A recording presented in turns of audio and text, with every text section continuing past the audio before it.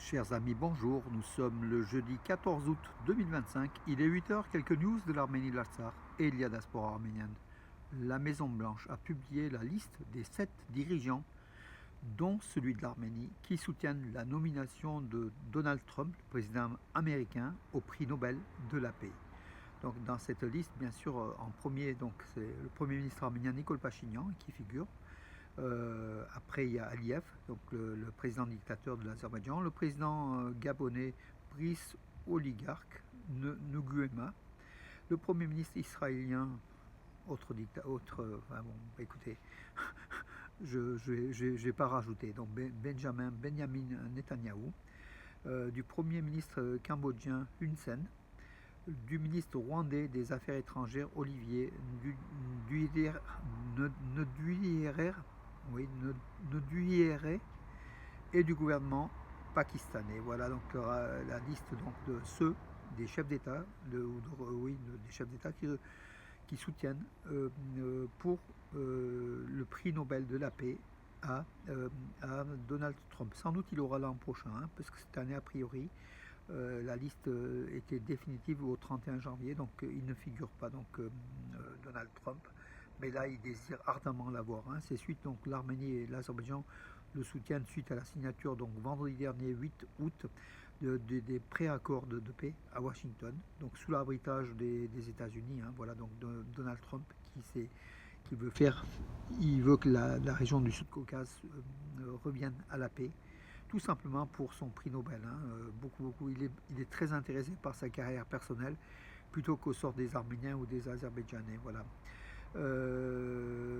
On verra mes amis, donc ça c'est un petit peu, c'est pas le plus important en tout cas pour nous, le plus important c'est que réellement la paix puisse revenir en Arménie.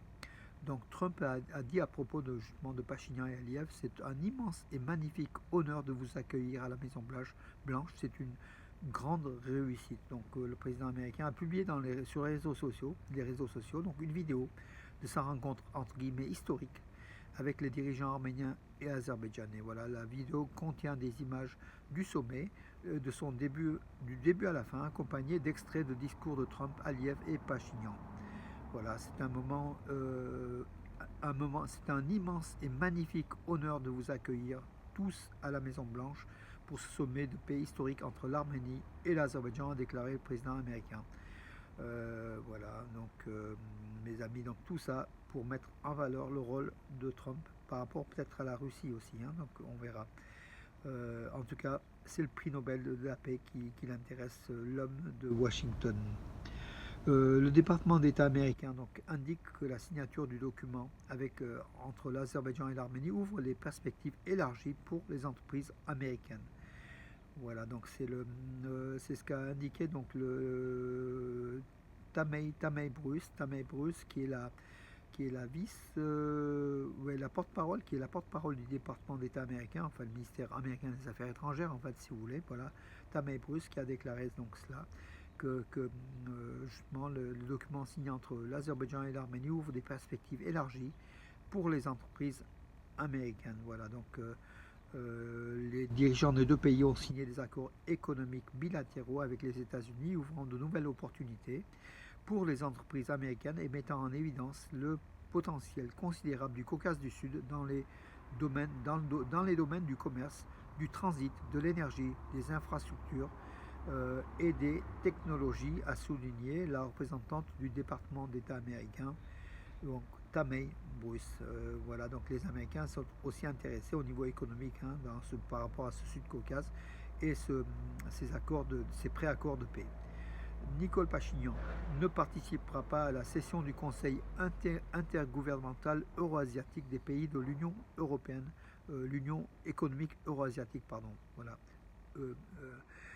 Qui se tiendra donc demain, 15 août, au Kirghizistan. Voilà, donc l'Arménie sans doute il est en congé, hein, donc jusqu'à demain il est en congé, Nikol Pachinian en tout cas, il ne participera pas. C'est le chef du cabinet de Meher Grigoryan, qui est le vice-premier ministre arménien, qui a indiqué que Meher Grigoryan participera à ce sommet de l'UE au Kirghizistan. L'UE, c'est important pour l'Arménie, puisque 85% de son commerce s'effectue sur ce marché de l'Union économique eurasienne avec la Russie, le Kazakhstan et des pays donc, de l'ex-Union soviétique.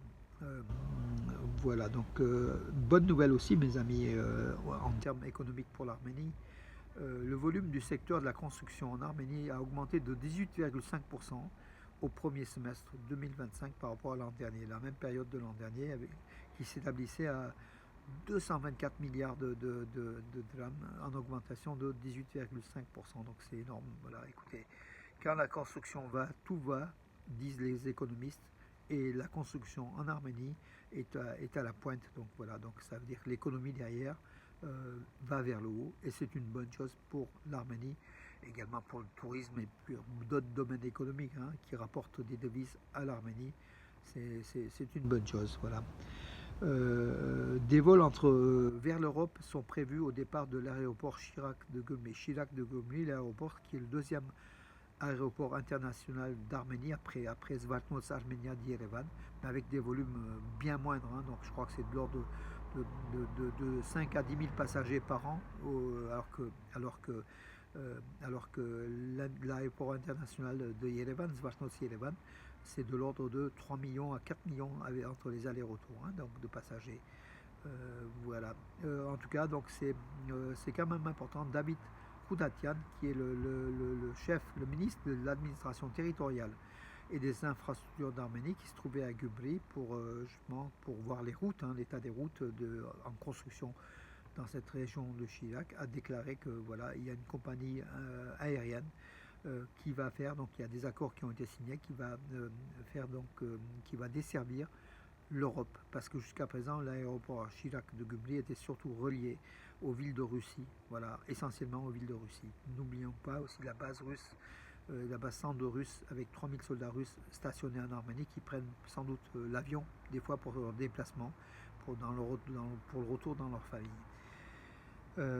Voilà mes amis. Écoutez, j'en ai terminé pour aujourd'hui. Demain, ce sera le 15 août. Pour nous, c'est traditionnellement donc l'église arménienne bénédiction du raisin. Beaucoup d'églises vont fêter cela ce dimanche. Donc, par contre, l'église arménienne Soup Nikoraios de Saint-Nicolas de Romans, ça sera demain 15 août, donc vendredi 15 août. Notez la date, l'heure, à 11h30. Donc sur les bords de l'Isère, pour ceux qui ne savent pas, vous traversez le pont entre Bourg-Péage et Romans. Donc en face de vous, vous avez la collégiale Saint-Bernard, l'église, la cathédrale. Vous prenez la droite et vous faites à peu près sur 200 mètres, sur 2 à 300 mètres sur les bords de l'Isère. Il y a une rue qui monte, c'est la rue Saint-Nicolas où se trouve l'église arménienne Saint-Nicolas.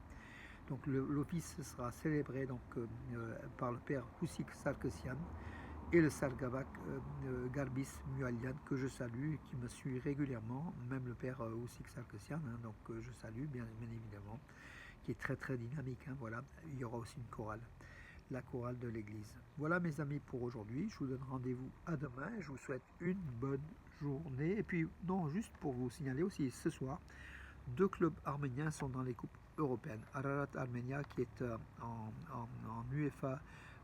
UEFA Conference League 3e tour, ça sera difficile. Ils vont recevoir Sparta Prague, le club tchèque. Au match aller, ils avaient perdu 4-1, Ararat Armenia Yerevan. Ça sera difficile de se qualifier pour Ararat Armenia qui va sans doute être éliminé, mais enfin on ne sait pas. Voilà, on croise les doigts, peut-être un exploit, mais ça sera plus qu'un exploit en tout cas. Et puis l'autre club, le champion d'Arménie, Noah Yerevan, champion et vainqueur de la Coupe d'Arménie pour le 3e tour également de l'UEFA Conference League, va affronter donc ce soir à 19h l'équipe de Gibraltar en fait, donc champion du Gibraltar. Voilà, donc je crois que c'est Red Impulse. Enfin bon, écoutez, en tout cas, au match aller, il y a eu 1-1, match nul. Il y a de fortes chances que Noah Yerevan puisse se qualifier face à ce club du Gibraltar qui est quand même un club assez compliqué, assez pas facile à battre. Mais en tout cas, on compte sur Noah Yerevan qui a le potentiel. Je salue notre ami Sassounsi qui est le responsable de l'émission Sport de Radio Arménie à Lyon, qui est en vacances en Arménie, qui se trouve justement en Arménie, qui est un passionné de football aussi. donc Sassounsi, Rajak Sassounsi, Chilingirian, il sera donc présent aussi au match.